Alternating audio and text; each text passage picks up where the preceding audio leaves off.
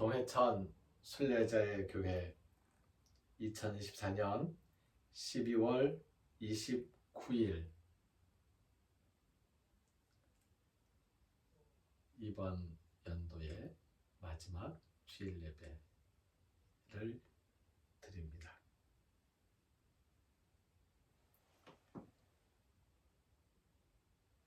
우리가 드려야 할 기도는 나의 잘잘못을 고백하고 용서를 빌면서 동시에 다른 이의 고백을 받아들이고 용서하는 고백과 용서의 기도, 받은 은혜에 감사하며 하나님께서 내 마음의 소원 살피심을 믿는 감사와 소원의 기도, 예수님 제자로 살아가면서 예수님 뜻을 이루겠다는 다짐과 실천의 기도입니다. 이제 고백과 용서의 기도를 함께 드립니다.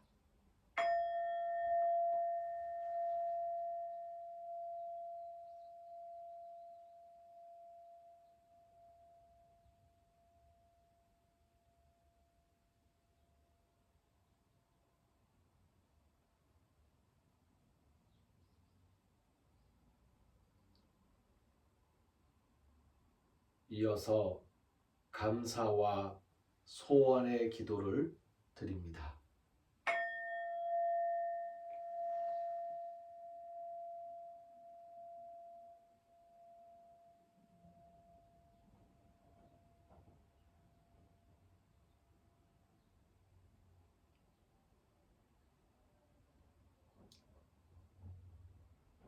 다짐과 실천의 기도입니다.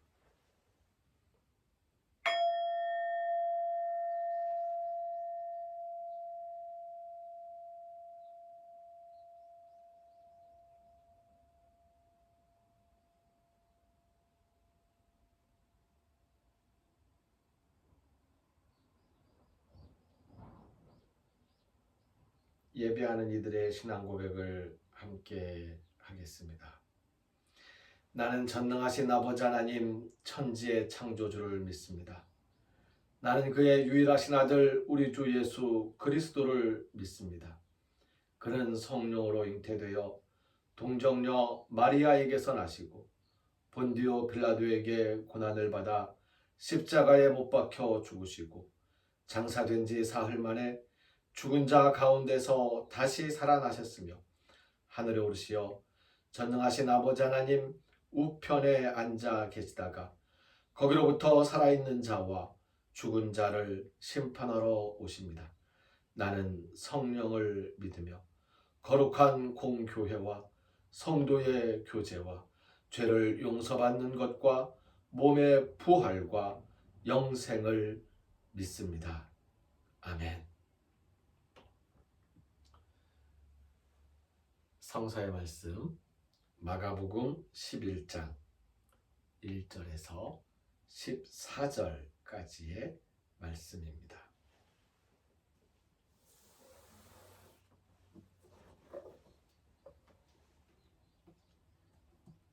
성서의 말씀 마가복음 11장 1절에서 14절까지의 말씀을 읽습니다. 그들이 예루살렘에 가까이 와서 감람산 벳바게와 베다니에 이르렀을 때에 예수께서 제자 중 둘을 보내시며 이르시되 너희는 맞은편 마을로 가라. 그리로 들어가면 곧 아직 아무도 타보지 않은 나귀 새끼가 매여 있는 것을 보리니 풀어 끌고 오라. 만일 누가 너희에게 왜 이렇게 하느냐 묻거든 주가 쓰시겠다 하라. 그리하면 즉시 이리로 보내리라 하시니 제자들이 가서 본즉 나귀 새끼가 문 앞 거리에 매여 있는지라. 그것을 푸니 거기 서 있는 사람 중 어떤 이들이 이르되 나귀 새끼를 풀어 무엇하려느냐 하매 제자들이 예수께서 이르신 대로 말한대 이에 허락하는지라. 나귀 새끼를 예수께로 끌고 와서 자기들의 겉옷을 그 위에 얹어 놓음에 예수께서 타시니 많은 사람은 자기들의 겉옷을 또 다른 이들은 들에서 벤 나뭇가지를 길에 펴며 앞에 서가고 뒤에서 따르는 자들이 소리 지르되 호산나 찬송하리로다. 주의 이름으로 오시는 이여 찬송하리로다. 오는 우리 조상 다윗의 나라여 가장 높은 곳에서 호산나 하더라. 예수께서 예루살렘에 이르러 성전에 들어가사 모든 것을 둘러보시고 때가 이미 저물매 12제자를 데리시고 베다니에 나가시니라. 이튿날 그들이 베다니에서 나왔을 때에 예수께서 시장하신지라. 멀리서 잎사귀 있는 한 무화과 나무를 보시고 혹 그 나무에 무엇이 있을까 하여 가셨더니 가서 보신즉 잎사귀 외에 아무것도 없더라. 이는 무화과의 때가 아님이라. 예수께서 나무에게 말씀하여 이르시되 이제부터 영원토록 사람이 내게서 열매를 따먹지 못하리라 하시니 제자들이 이를 듣더라.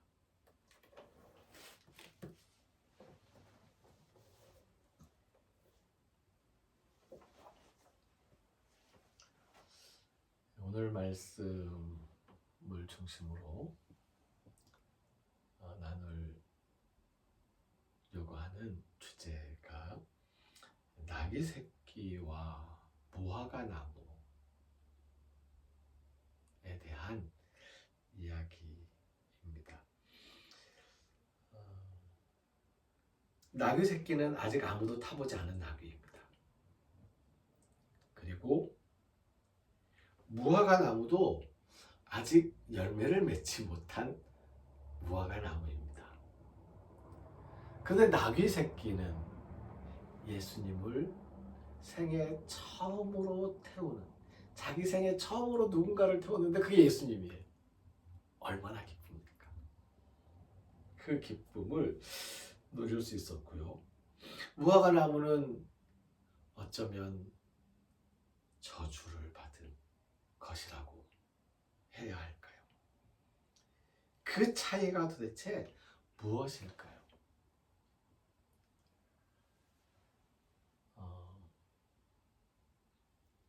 무화과의 때가 아니라고 했잖아요. 내 때가 아니에요. 아직 열매가 맺을 때가 아니라고요. 그런데 나한테 열매를 내놓으라 하면 어떻게 합니까? 안 됩니다. 그런데 그랬다고 제가 말라 죽어야 되는, 그건 말이 안 되잖아요. 무화과 나무가 얼마든지 항변할 수 있습니다. 무화과 나무에 저는 동의합니다. 예수님이 열매 좀 아직 때가 아닌데요? 맞는 얘기잖아요. 갑자기 예수님이 말씀하시니 물이 변하여 포도주가 된 것처럼 없는 무화과 나무 열매를 뿌리에서부터 온갖 길을 짜올려서 열매 하나라도 이렇게 뿅 하고 마술처럼 기적처럼 예수님께 내어드렸어야 하는 것 아니냐고 그렇게 이야기할 수도 있습니다만은 아직 때가 아니었습니다. 그래서 때가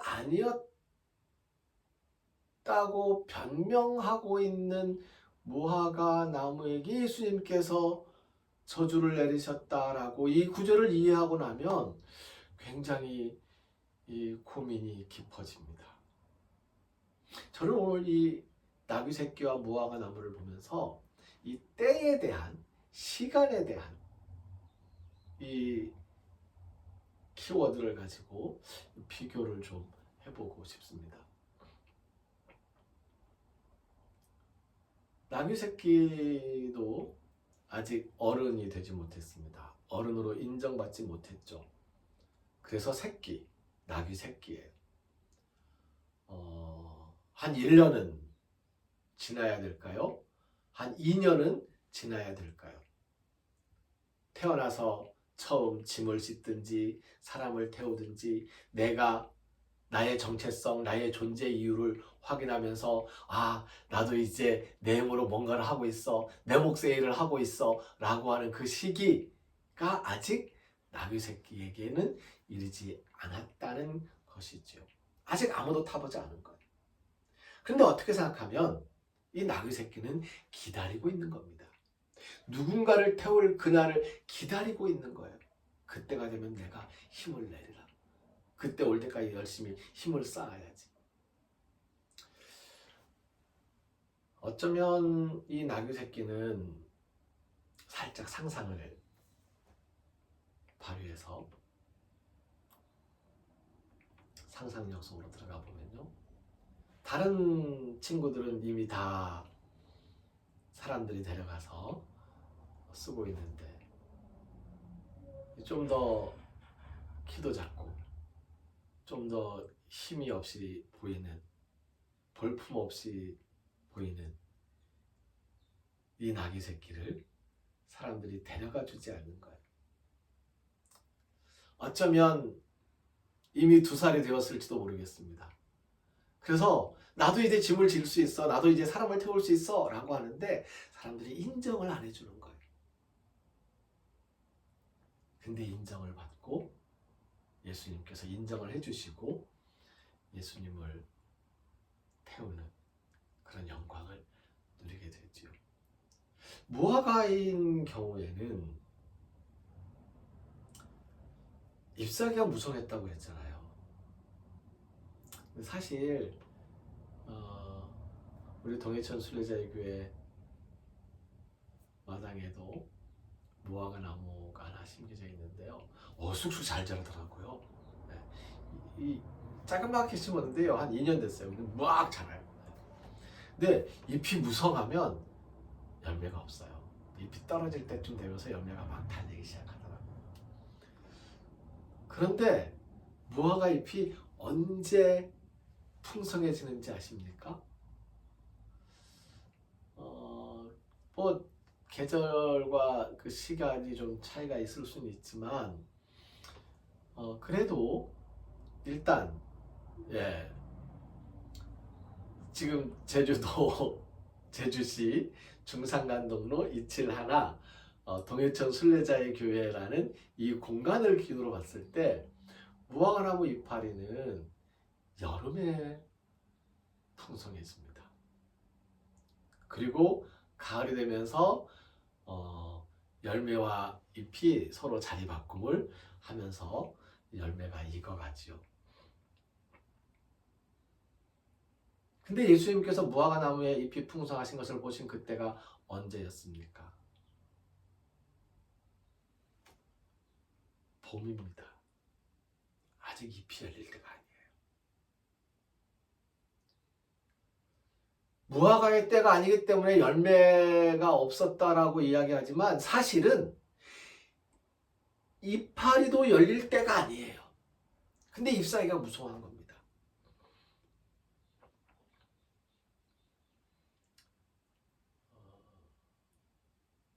조바심과 조급함이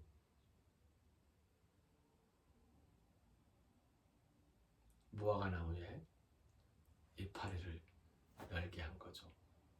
무화과 나무는 조급했습니다. 그리고 빨리 어른이 되고 싶었습니다.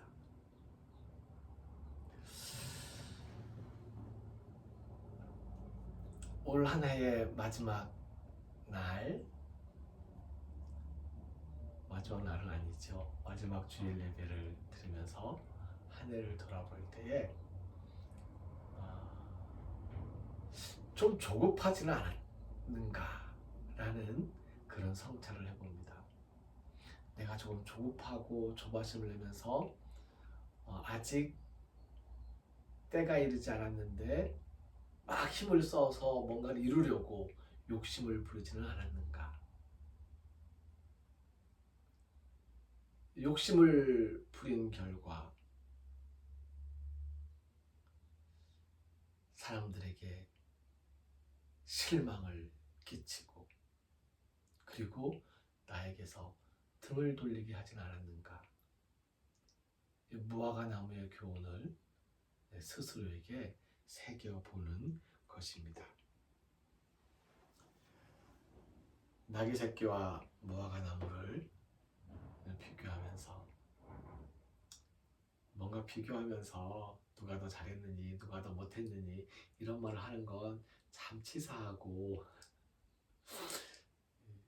좀 안 좋은 것 같습니다만은, 예, 그래도 좀 그냥 둘 다 나이거니라고 생각해서 한번 나를 비교한다 생각하고 스스로 돌아보면,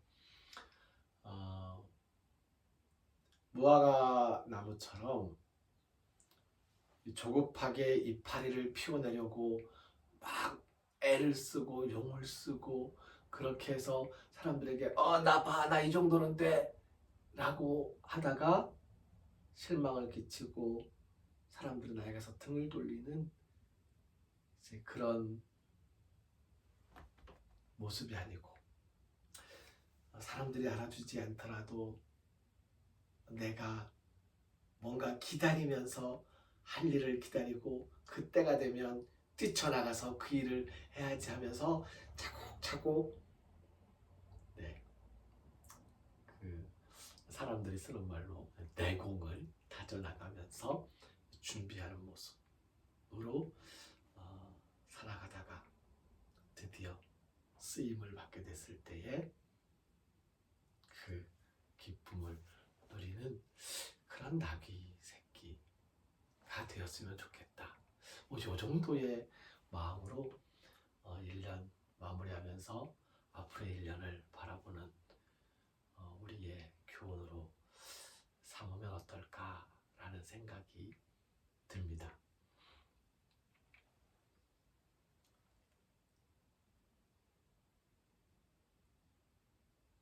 한편으로 때가 무르익었는데도 불구하고 아직도 과거에 묻혀 살아가고 있으면 안타까운 일입니다. 하나님의 교회, 기독교회가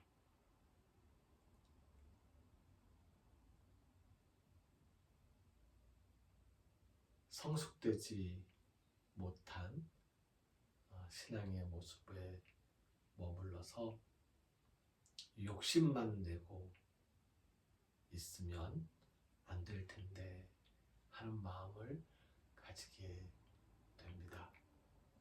예수님이 부르시는데, 예루살렘으로 들어가자고 부르시는데, 예루살렘으로 들어가자고 부르신 예수님의 그 부르심의 의미는 예루살렘에 들어가서 예루살렘의 영광을 누리자는 게 아니지요. 예루살렘 성전을 깨뜨리고 예루살렘의 그 지배 권력들을 경고하고 그 지배와 비지배의 관계를 끊어내는, 그래서 섬기는 자가 으뜸이 되는, 작은 자가 큰 자가 되는 그 소망을 이루기 위해서 예루살렘으로 가자는 거잖아요.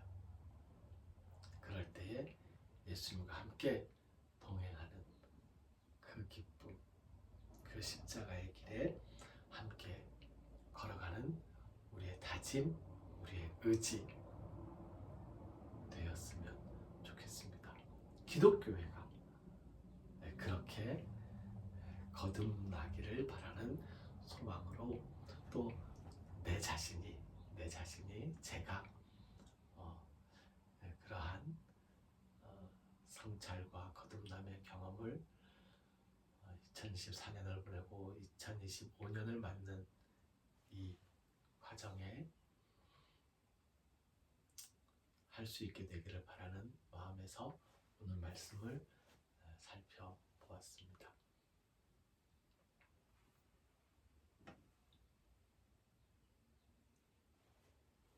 예수님께서 가르쳐 주신 기도, 오늘은 한 구절 한 구절 헬라어 성서 본문과 그리고 우리말 번역을 같이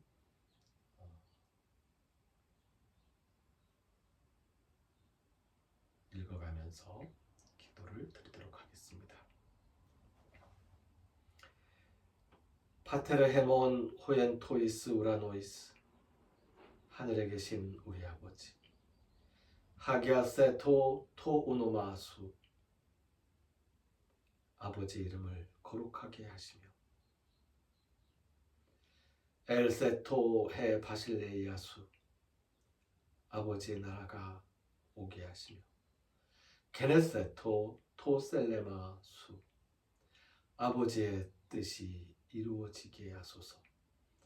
호스의 누라노 카이에피게스 하늘에서와 같이 땅에서도 토나르톤 헤몬 토네피우시온 토스헤민 세메론 오늘 우리에게 일용할 양식을 주시고 가야페스 헤민 타오펠레마타 헤몬 우리가 우리에게 잘못한 사람을 용서하여 준 것 같이 호스카이 헤메이스 아페카멘 토이스 오펠레마이 오펠레 타이스 헤몬 우리 죄를 용서하여 주시고 카이메 이세네케스 헤마스 에이스 페이라스몬 우리를 시험에 빠지지 않게 하시고 알라르사이 아포투 포네로 악에서 구하소서.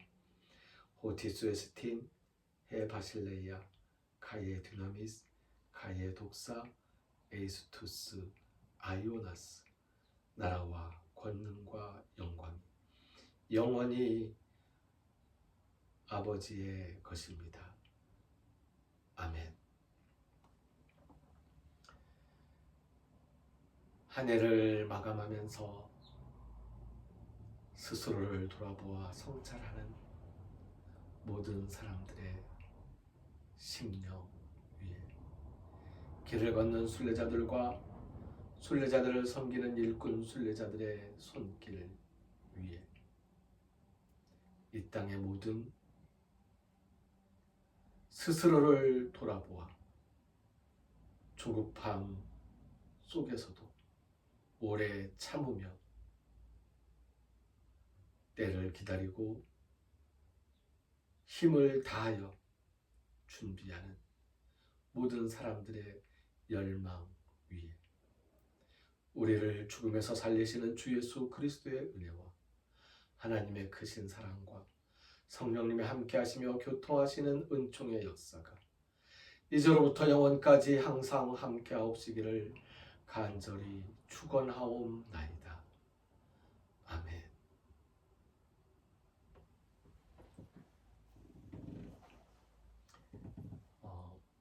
헬라 성서 본문에 따라서 주기도문을 읽다 보면 우리말 번역과 약간 차이가 있는 부분들이 있습니다.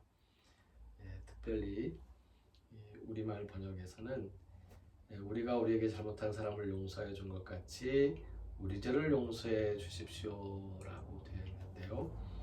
헬라 성서 본문의 순서는 우리 죄를 용서하여 주십시오 호스카이 그렇게 그럼으로써 우리가 우리에게 잘못한 사람을 용서하여 줄 수 있습니다 라는 말로 이제 순서가 되어 있습니다. 그래서 아까 헬라 성서 본문과 우리말 번역을 읽을 때 잘못 그 번역된 순서가 바뀌어 있는 부분이 있다는 것 말씀드리고요. 순례자의 교회를 위해서 기도 부탁드립니다. 2025년 노벨 평화상 21세기 지구 평화상 후보가 될 만한 자유민주 평화의 광장에 그리스도의 사랑이 넘치기를 빕니다. 2024년의 행복과 아픔들을 딛고 2025년에도 여전할 아픔과 행복들을 기대해 봅니다. 성령님의 세심한 인도하심이 우리와 함께하고 감사가 넘쳐나기를